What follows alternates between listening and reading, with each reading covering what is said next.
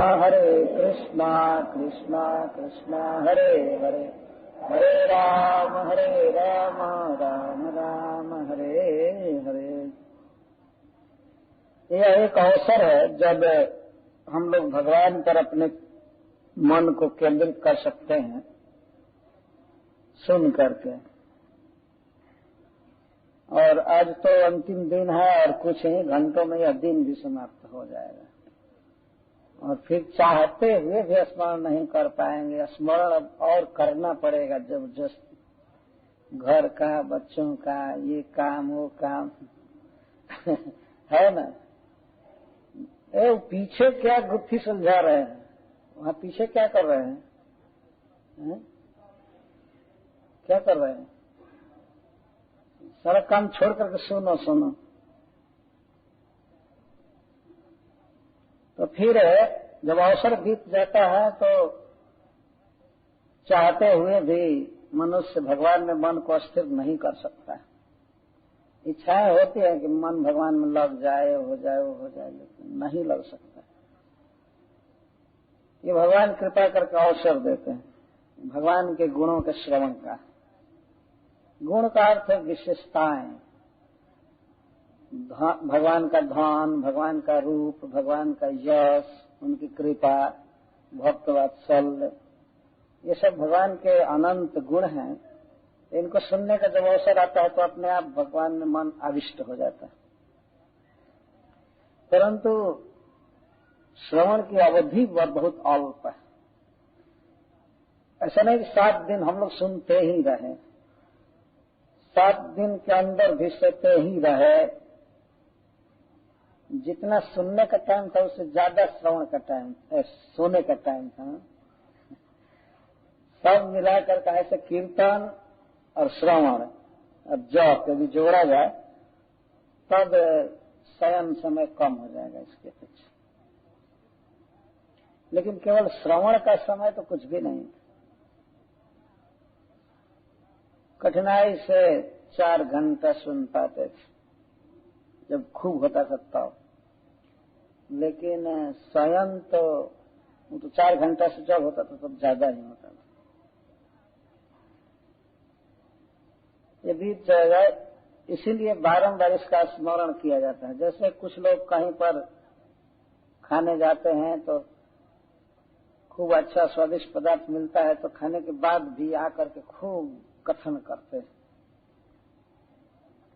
संसारिक लोग सब आपस में बातें करते, ऐसा था, ये चटनी ऐसी थी, तो ये था, ऐसा वो था, ऐसा ऐसा, बड़ा मजा आया, इसको अनुमोदन कर। तो भगवान के गुणों का स्मरण फिर से किया जाए तो मैं भी एक अनुमोदन ही कर रहा हूं। रामायण जी ने कहा कि जो कथाएं हो गई हैं उसी में से कुछ सुनाइए, जिससे कि लास्ट कथा बाकी रहे वो दूसरे स्थिति में कहेंगे।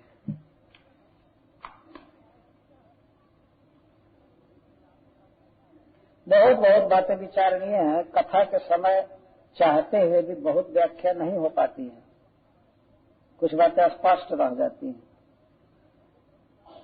किसी किसी बात की व्याख्या ठीक से हो पाती है, नहीं तो ज्यादा बातें तो उस समय कथा की औपचारिकता होती है। भाई समय पूरा हो जाएगा, 7 दिन है तो इतना श्लोक पूरा कर लेना चाहिए, यहाँ स्टॉप करना चाहिए, यहाँ ये करना चाहिए।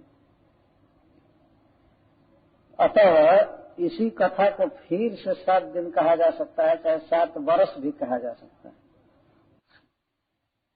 कोई आश्चर्य की बात नहीं। जैसे महामंत्र कई साल हो गया जपते जपते, पुराना थोड़े हो रहा है।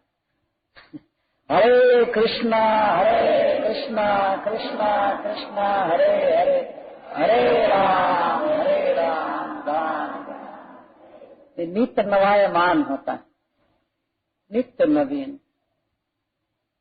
अब जैसे इस श्लोक में आया है कि दिदृक्षवो जस्य पदम सुमंगलम विमुक्त संगा मुनय सुसाधव।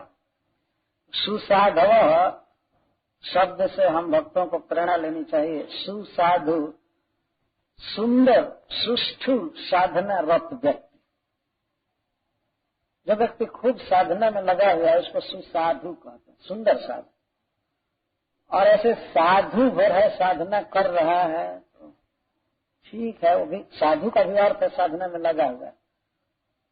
अपना 16 माला जप कर लेता है, मंगलारती में उठ जाता है, भागवत सुनता है और सब व्रत करता है, भागवत पढ़ता है, सब साधनाएं हुई। इसको जो साध है, जो कर है, वो है साधु। और इन्हीं साधनाओं को खूब मन लगा करके आनंद से निष्ठा के साथ करे तो उसको कहते हैं सुसाध, सुसाध, सुंदर साध। तो अपनी साधुता का स्टैंडर्ड, अपनी साधना का स्टैंडर्ड सामान्य से ऊंचा उठाना चाहिए। कि अब जप करेंगे तो जप के बीच में बिल्कुल बात नहीं करें किसी से। अगर ऐसा कोई करे तो वो सुसाधु। माला पूरी होने पर भी बात नहीं करना। तो हम लोग जो जप करते हैं हरे कृष्ण कर रहे हैं और बीच में फिर 2-4 बातें करते हैं तो उससे बहुत नाम का अपराध होता है, बहुत बड़ा अपराध होता है। भगवान नाम से बढ़ करके हमने उस बात के महत्व को समझा है ना। इस तरह से मान लीजिए कोई खीर पका रहा है और बीच में लेकर के बालू डाल दे उसमें, उस तरह से ये बात। कहा भगवान का नाम अमृत पी रहे हैं, नाम जप कर रहे हैं, तब तक फिर कचरा बछड़ा संसार का इधर उधर करने लगते। तो भगवान नाम का बहुत बड़ा तिरस्कार। वैसे जैसे मान लीजिए किसी बहुत बड़े अतिथि को, बहुत श्रेष्ठ आगंतुक को आप भोजन के लिए बैठाए हैं, परोस भी रहे हैं और परोसते परोसते तो तब कहते हैं कि गांव से बाहर कूदता है, जरा उसको परोस आऊं तो इसके बाद आपको बाकी दूंगा। तब तो व्यक्ति आसन से उठकर भाग जाएगा कि ये तो हमारा बहुत बड़ा तिरस्कार हो रहा है ना। और वो अगर ये कहे, ये मन में आएगा ठीक है इनको परोस लेंगे, इसके बाद तब कुत्ता को परसेंगे। लेकिन ना, एक बार इसको दे करके इस वक्त गांव से बाहर जा रहा है, कुत्ता को देकर आ रहा है, फिर परोस रहा है। भगवत नाम तो हैरान हो जाता होगा ये देख करके, क्या हमारा जप कर रहा है। अभी हरे कृष्ण कर रहा है तब तक अभी माला भी पूरी नहीं हुई, तब तक दूसरी बात। इस दशा में हम लोग सुसाधु नहीं हो पाएंगे। सुंदर साधना परायण होना चाहिए। इसके लिए जप कर रहे हैं तो जप कर रहे हैं, भागवत पढ़ रहे हैं तो पढ़ रहे हैं। यह नहीं कि सारा काम एक ही साथ। भागवत पढ़ते समय भी बातचीत, जप करते समय भी बातचीत, खाते समय भी बातचीत, कोई भी काम करते समय जैसा लगता है कि वार्ता ही साधन राज है। वार्ता आ ही जाए, कुछ भी करें। इसी से शास्त्र कहता है गृहीत मौन व्रत ईश्वरम हरि। महाराज इंद्रद्युम्न मौन व्रत धारण करके भगवान की आराधना कर रहे थे और इस स्तोत्र का जप कर रहे थे। इसका अर्थ है कि यह स्तोत्र जपते समय वे और कोई बात नहीं बोलते थे और वास्तव में वे सुसाधु थे। अगस्त जी जैसा ऋषि आए लेकिन छोड़े नहीं, आओ चाहे जाओ। हरे कृष्णा कृष्णा कृष्णा हरे हरे, हरे राम राम राम। इसी साधना से तो अगस्त जी प्रसन्न हो गए और उन्होंने एक अवसर दिया इनको शीघ्र ही वैकुंठ जाने का। ऐसा सुसाधु होना चाहिए। और वास्तव में यह बात बिल्कुल तथ्य है कि मान लीजिए किसी का मन इतना भगवान में लगा हुआ है कि कोई आवे जाए न उठे तो ठीक है, वो अच्छा है। वास्तव में नाम जप के कारण नहीं उठ रहा है। मुझे क्या अभी मैं उठूंगा तो हमारा टाइम पूरा खंडित हो जाएगा, साधना खंडित हो जाएगी, ये हो जाएगी, ये हो जाएगी। तो सुसाधव एकादशी व्रत करेगा साधु तो कर रहा है, तो कर रहा है निष्ठा के साथ। सब एकादशी करने के विषय में तो सुसाधु वो है जो निर्जला रहा है। सुंदर साधना। एकादशी एक व्रत है, प्लेटफार्म है। साधना दूसरी चीज है, लेकिन जैसे दूध रखने के लिए बर्तन चाहिए वैसे ही भजन करने के लिए कुछ व्रत जरूरी। तो निर्जला रहा, निर्जला नहीं रहा तो एक बार फल खा लिया बस, भजन कर सुसाध। और साधु कहा जा सकता है भाई, एकादशी को भी 2-4 बार खाता रहता है साधु। साधु तो नहीं कहेंगे, साधु शब्द भी अपने आप साधना को इकट्ठा किए हुए बांधे। हमें ध्यान रखना चाहिए कि पहली योग्यता तो चाहिए दिदृक्षा, उसके बाद मुनि होना पड़ेगा और होना पड़ेगा, सुसाधु होना पड़ेगा, तब हम आलोक व्रत कर पाएंगे, भागवत धर्म का आचरण करेंगे, और भागवत धर्म का आचरण करके तब हम भगवान का दर्शन कर सकते हैं। इस श्लोक से सिद्ध हुआ, क्योंकि इस प्रसंग को सुनने वाले प्रत्येक भक्त के मन में यह अभिलाषा उदित हो सकती है, क्या मैं भी श्री गजेंद्र की तरह भगवान को देख पाऊंगा, उनकी कृपा का पात्र बन पाऊंगा। बन सकते, स्वयं गजेंद्र जी कह रहे हैं, दिदृक्षवो जस्य पदम से मंगलम विमुक्त संगा मुनया सुसान। प्रश्न होता है कि ये कथा सुनकर हम क्या करें। भगवान के उद्गार से सिद्ध हुआ कि हम ये स्तोत्र पढ़ा करें, क्योंकि भगवान कहते हैं कि जो इस स्तोत्र के द्वारा मेरी स्तुति करते हैं उनको मैं विमल मति देता हूं मरते समय भी। जबकि मरते समय विमल या समल मति क्या मति रहती ही नहीं, मति नहीं रह जाती है। कृष्ण त्वदीय पद पंकज पंजरांतम अद्वैव में विशत मानस राजहंस प्राण प्रयाण समय कफबात पित्तई कंठावरोधन विधौ स्मरणम कुतस। जब मरने का समय आता है तो सारी नाड़ियां कफ से भर जाती हैं, यहाँ तक कि रक्त संचार बंद हो जाता है। पहले रक्त संचार बंद होता है, नाड़ियां जम जाती हैं, इनमें जो रक्त है उसमें बहुत ज्यादा चर्बी और कफ भर जाता है, तो संचार नहीं हो पाता, तो शरीर में दर्द होने लगता है, रग रग में दर्द होता है, और यहाँ तक कि अब सांस लेने में भी बाधा होने लगती है। कंठावरोधन विधौ, कफ वात पित्त के बिगड़ जाने से कंठावरोध हो जाता है, मनुष्य सांस नहीं ले सकता, सांस लेने में ही तो घरर घरर ध्वनि होने लगती है मरने से पहले। तो जब सांस लेना भी दुर्भर हो गया है और शरीर के कण कण में बहुत भारी दर्द हो रहा है, उस समय कोई क्या कृष्ण का स्मरण कर पाएगा। आज हम लोग बैठे हैं और कोई व्यक्ति आवे और गला दबा ले, गला दबा दे और दूसरा कहे हरे कृष्ण बोलो, क्या करेंगे? पहले तो एक अंदाजे छोड़ दे, मर गया, गला छोड़ो छोड़ो, सांस लेने दो तब तो हरे कृष्ण कहूंगा। सांस लेने दो, पहले सांस लेने दो, वो दशा हो जाती है। लेकिन भगवान कहते हैं कि उस मरने की विषम दशा में भी मैं विमल बुद्धि दूंगा, देता। भगवान अहम शब्द लगाकर बोल रहे हैं। तो हमें क्या करना चाहिए? हमें इस स्तोत्र का, महामंत्र का और भी भगवान की जो स्तुतियां हैं इनका निरंतर जप करते रहना चाहिए। यही हमारा कर्तव्य। ऐसा नहीं कि हम भी त्रिकूट पर्वत पर जाएंगे पानी पीने और ग्राह पकड़ेगा तब फिर पुकारना चालू करेंगे। एक बार एक व्यक्ति एक साधु के पास बैठा था, हम लोग भी सत्संग कर रहे थे। वो साधु प्रभुपाद जी का शिष्य था। तो उसने कहा कि प्रभुपाद जी की पत्नी चाय पीती थी और श्रील प्रभुपाद इस बात से बड़ा दुखी थे। उन्होंने कहा कि चाय छोड़ दो, वो नहीं छोड़ती थी। यहाँ तक कि भागवत टाइप किया हुआ पन्ना रद्दी कागज के भाव में बेच करके चाय खरीदी थी। तो प्रभुपाद जी तो हैरान हो गए। तो प्रभुपाद जी बहुत दुखित हुए और उन्होंने कहा कि अब आज से तुम मेरे साथ रहोगी, नहीं तुम्हारे साथ मैं रहूंगा कि टी रहेगा, यू सिलेक्ट आइदर टी और मी, ऐसे उन्होंने कहा इंग्लिश में। अब टी को सिलेक्ट करो चाहे मी को करो, दोनों में कहीं रहेगा। तो वो बेचारी नहीं समझी कि मजाक कर रहे हैं। उसके बाद उसने चाय नहीं छोड़ा, तो उसका मी छूट गया, मतलब प्रभुपाद जी छोड़ करके चले, चाय नहीं छूट,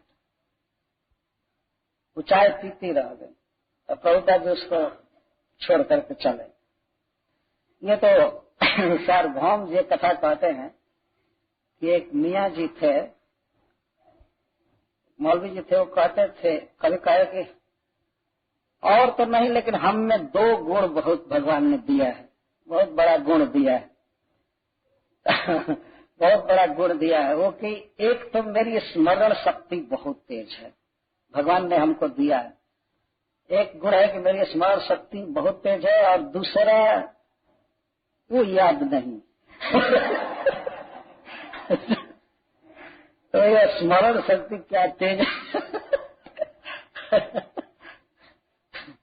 एक गुण है कि स्मरण शक्ति बहुत है, दूसरा यह है कि याद ही नहीं।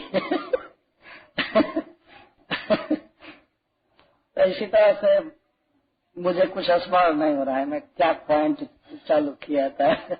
सुसाद हुआ शब्द चल रहा था ना, है?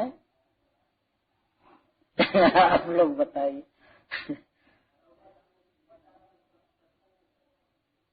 क्या?